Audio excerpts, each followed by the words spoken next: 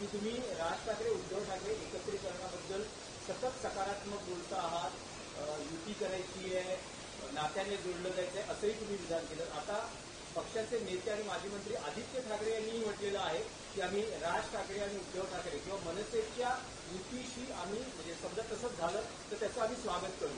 हो, मग त्यात ते चुकीचं काय बोलले? याआधी त्यांच्याकडून अशी विधानं होत होती की आम्ही संपलेल्या पक्षाबद्दल बोलत नाही. बघा, मी वारंवार सांगतोय आणि मी माननीय उद्धव ठाकरे साहेबांच्या वतीनं सांगतोय वारंवार, हे स्वतः माननीय उद्धव ठाकरे साहेबांनी सांगितलेलं आहे की काही किरकोळ विषय असतील ते आम्ही मिटवू, लहान सहान किलमिश दूर करू, मतभेद संपवून टाकू. हे जेव्हा आम्ही सांगतोय त्यानंतर माननीय आदित्य ठाकरे ते काय सांगताय, आम्ही तयार आहोत. तुम्ही ते काल काय म्हणाले, परवा काय बोलले, ह्याच्यात कशाला जाताय?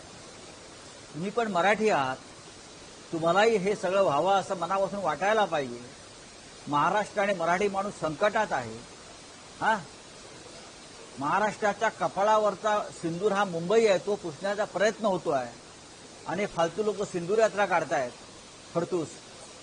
सगळ्या मराठी माणसाला प्रत्येक क्षेत्रातलं हे वाटायला पाहिजे की मराठी माणूस हे व्हायला पाहिजे.